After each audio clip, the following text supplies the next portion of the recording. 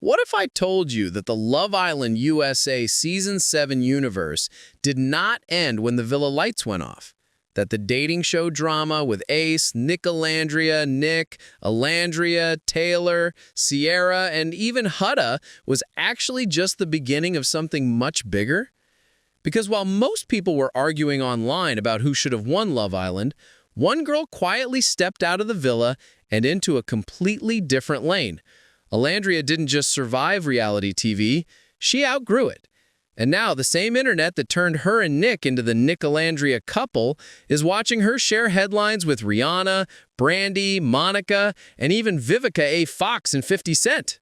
We're talking about an it girl glow-up from a dating show, a whole debate over whether Rihanna lost her aura, a star-studded R&B tour with a strange on-stage moment, and a 20-year situationship that still won't leave the news.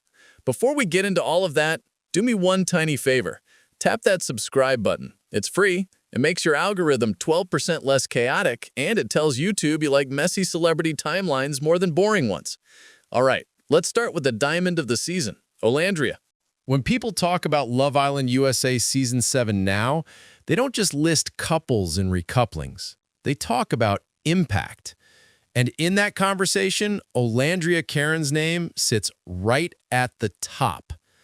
In the villa, she was already standing out.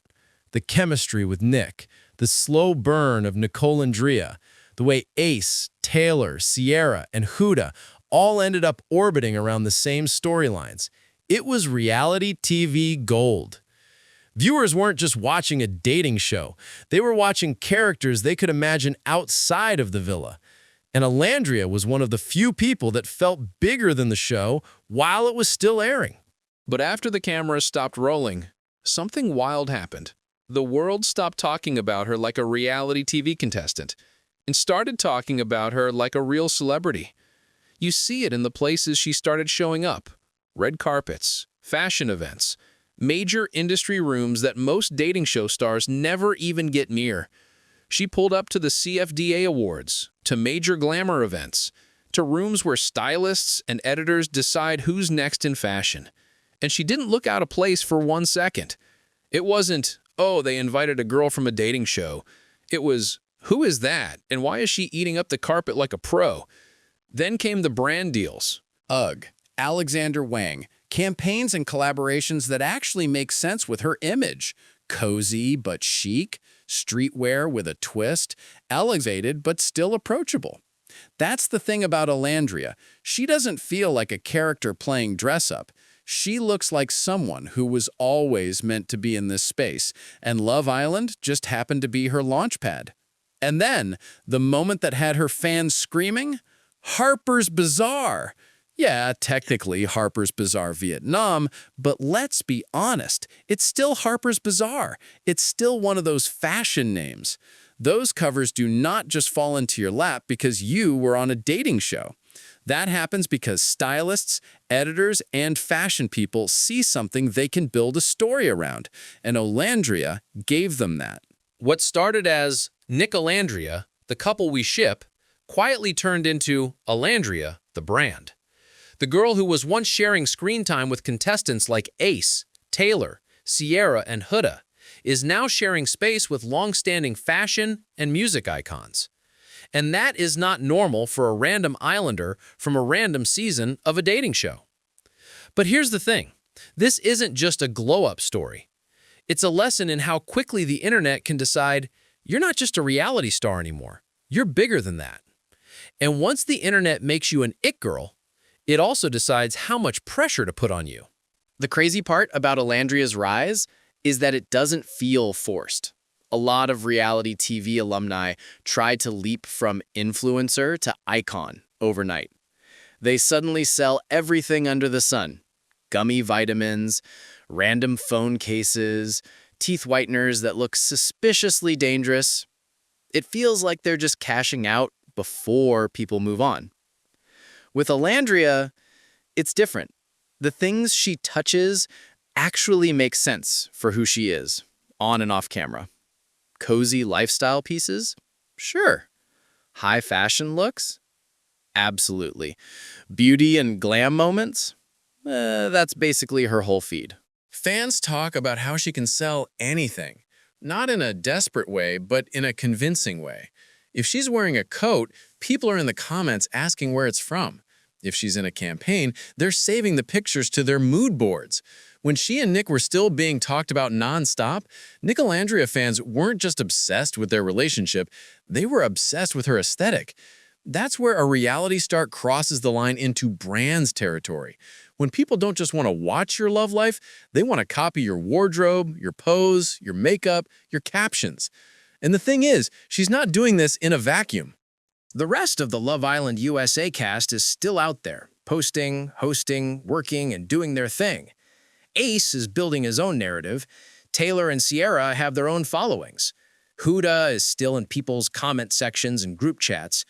But even in that crowded post-villa ecosystem, Olandria's movement is different. It feels long-term. You can genuinely imagine her launching a fashion or beauty line and it working. Not as a quick cash grab, but as something that grows slowly and steadily because it fits her. The girl has face, presence, and a fan base that's emotionally invested. That is exactly what every brand wants, and it's why she's becoming bigger than the show. And once you notice how the internet builds someone up like that, you start to notice something else. The very same machine that turns Alandria into an it girl is the same one that tries to knock down other women the second they look a little too tired, a little too relaxed, or a little too human. From one it girl to another. Let's talk about Rihanna. So picture this. Rihanna is outside her Beverly Hills house. Not on a red carpet, not on a Fenty set, not at the Met Gala. Just outside, waving to fans, being friendly and minding her business. The photos and clips hit the internet, and instead of, wow, Rihanna looks happy, or she's glowing, some people jump straight to, she lost her aura, she doesn't look the same, all that shallow commentary that shows up every time a celebrity woman isn't photoshopped and airbrushed to perfection. Let's add some context here. This is a woman who has had 3 babies, back to back, while simultaneously running a full empire of music, beauty, lingerie, and branding. She's not clocking into glam every day like she's walking the runway at 8 a.m. Sometimes she's going to step outside looking like a normal person because, shocker, she is one. But the critiques didn't stop at those Beverly Hills clips. Another moment went viral. Rihanna attending Brandy and Monica's tour, the Boy Is Mine tour, where she was photographed in an outfit that instantly sparked conversation. She had on these glasses, a more laid-back fit, and the photos that circulated weren't exactly shot like a high-fashion lookbook. The DJ for the tour, DJ Fresh, posted a close-up because, honestly, he was just hyped that Rihanna was in the frame with him. He wanted to say, look, I got a picture with Rihanna, the way literally anyone would. But once the internet got those close-ups, people went wild with the commentary. Suddenly, she looked like somebody's auntie. People were comparing her to other public figures just to be shady. They were clowning the glasses, clowning the angle, clowning the fact that the lighting wasn't super flattering. It became a whole thing about whether Rihanna had lost her aura, as if a bad angle could erase a whole legacy. The wildest part? Rihanna herself laughed it off. She joked. She moved on. She kept it light. Meanwhile, people online were acting like this was some huge downfall. It really shows how backwards the conversation can get. People drag new mothers for not bouncing back fast enough. They drag older women for not freezing themselves in time. They drag younger women for trying too hard. No matter what, someone has a problem. Rihanna has given the world iconic looks, unforgettable performances, and an entire blueprint for how to turn music into a full lifestyle empire. One unflattering photo does not cancel out the aura. If anything, it proves she's reached the level where even her off days become events. And if a few candid photos can turn into a full discourse about whether a legend lost her glow, you already know the internet was going to have a lot to say when Brandy and Monica hit the road together. Before we get into that, quick thing. If you're still here, clearly you're into long, messy pop culture timelines, so go ahead and hit subscribe. Your algorithm already thinks we're friends, might as well make it official. Now let's go inside that tour. The Brandy and Monica The Boy Is Mine tour is one of those events that feels like fan service in the best way. Two R&B legends with catalogs deep enough to run a whole night each, deciding to share a stage and weave their songs together, that's a big deal.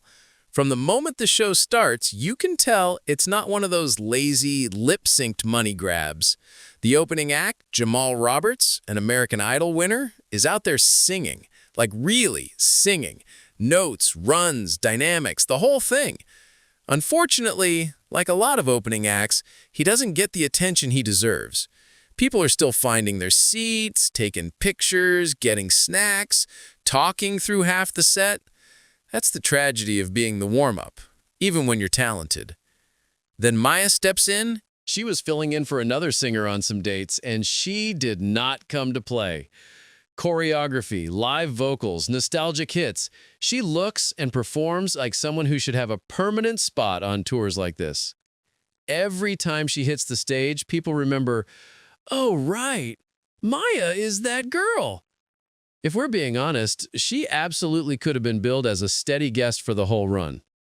After that, Kelly Rowland. Polished, charismatic, and sounding great.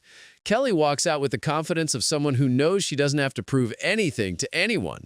She's not trying to outsing or outdance anyone. She's just existing in that sweet spot where stage presence and vocal control meet. And then the main event, Brandy and Monica.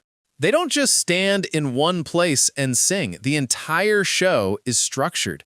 They trade songs back and forth, weave in harmonies, play off each other's energy, and tap into decades of history. It's not just, here's a greatest hits playlist.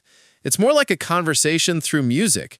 Two women whose careers have always been compared, standing side by side and sharing the spotlight. The vocals, on point. The movements, thought out. The creative direction, sharper than a lot of newer artists with twice the budget. And the guest list and the crowd is just as wild as the show on stage. The LA stop especially feels like an award show audience. You've got Rihanna in the building. You've got Beyoncé shown up, technically supporting Kelly, but also clearly respecting Brandy and Monica enough to be there and fit the theme with her outfit. Other artists, actors, and industry people show up too. It's one of those nights where you can feel the room's energy just from the clips. Backstage, you can hear legends like Jennifer Lewis being loud, hilarious, chaotic in the best way, just adding to the sense that this is a real moment in music, not just another tour stop. Of course, because this is the internet age, nobody's allowed to have a big, beautiful, drama-free event. The cameras were rolling, and what could have just been a nice, nostalgic night turned into a fresh debate over one tiny thing said on stage. At one of the shows, Mario comes out as a guest. Now, Mario is one of those artists who can really sing live, so fans are excited. He's on stage, the crowd is into it, everything's good. Then he speaks into the mic, and in just a few seconds, he turns a fun feature into a viral moment. He thanks Brandy, calls her a queen, gives her her flowers, says she's one of the greatest to ever do it, which, by the way, is valid. Brandy's influence is crazy. Her vocal style has inspired a whole generation of singers. The issue, he only mentions Brandy. He doesn't say Monica's name. And this isn't Brandy's solo tour. It's Brandy and Monica. Both names on the ticket, both faces on the promo, both legacies being celebrated every night. Monica's reaction is subtle, but very real. You see that tiny shift in her expression, the kind you catch if you've ever had someone overlook your contributions in a group project. She keeps it professional. She doesn't blow up, doesn't make a scene, but the camera catches enough for people online to say, wait, did he really just ignore Monica on Monica's own tour? From there, stan culture does what it always does. Clips get clipped. Edits get made. People pick sides. Some argue he was just caught up in the moment, while others say, no, there's no excuse. You don't walk out on both their stage and only thank one. And the thing is, both perspectives exist in a space where one truth is very clear. Brandy and Monica both deserve respect. They both carried R&B through different eras. They both shaped what love songs, heartbreak songs, and vocal arrangements sound like. For Mario to only name one, even accidentally, taps into a deeper frustration fans have always had about how the industry sometimes pits them against each other instead of honoring them equally. It's not the end of the world. Mario didn't cuss anyone out. Nobody stormed off stage.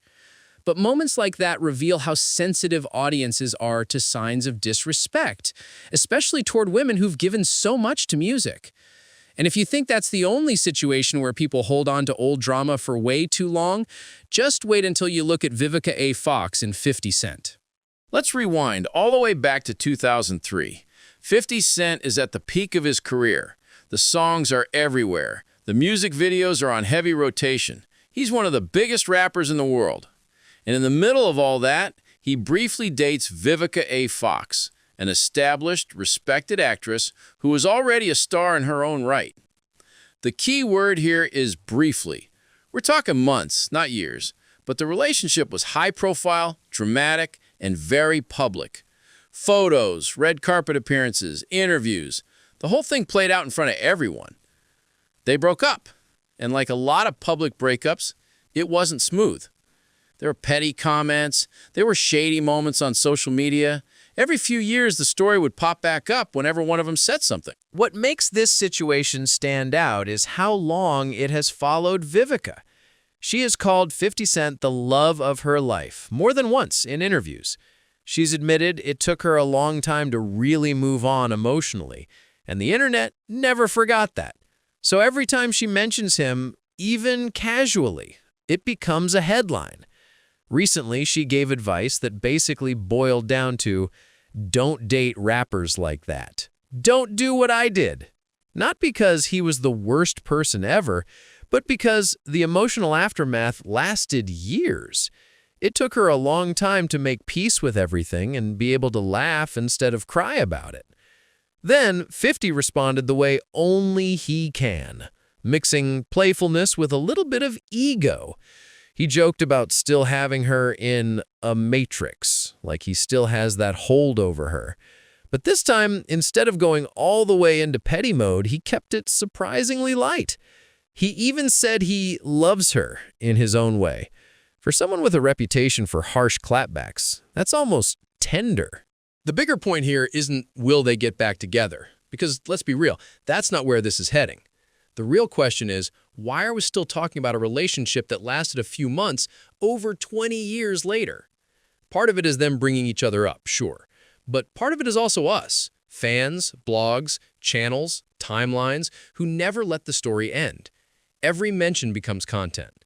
Every interview clip becomes a new round of analysis. The relationship itself ended, but the narrative never did. And that's the thread tying this whole video together. We don't just watch celebrities live their lives. We hold on to the versions of them that entertained us the most, whether that's Olandria in the Villa, Rihanna on stage, Brandy and Monica in the 90s, or Vivica and 50 in 2003. When you step back and look at all of this together, it starts to feel like one big pattern.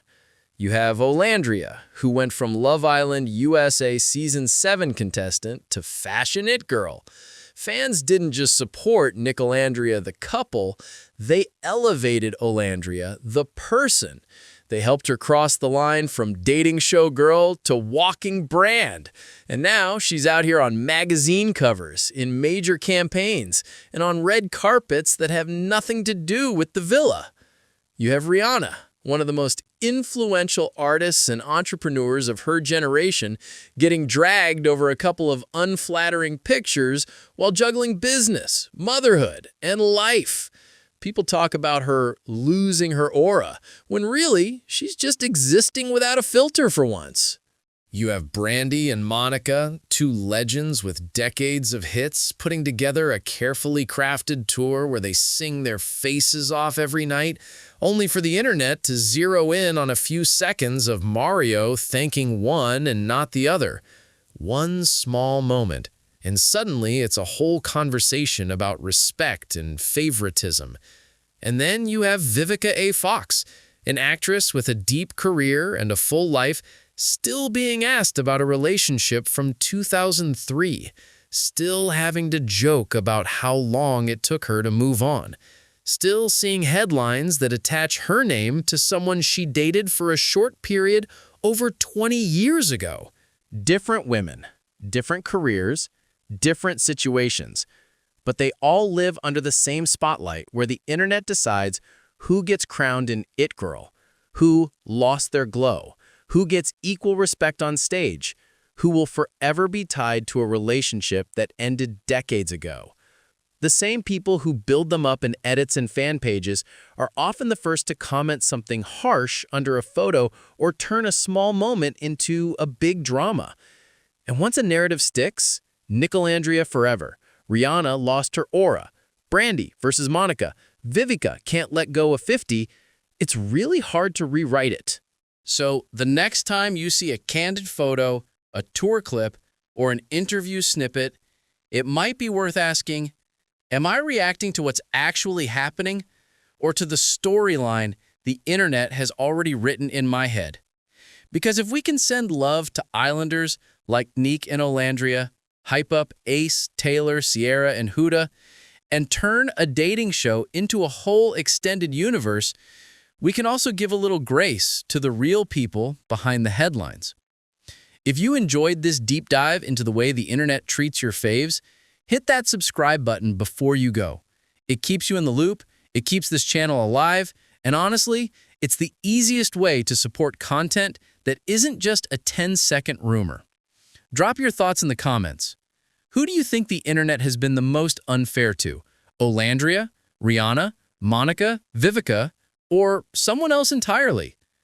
Thanks for watching, and I'll see you in the next one.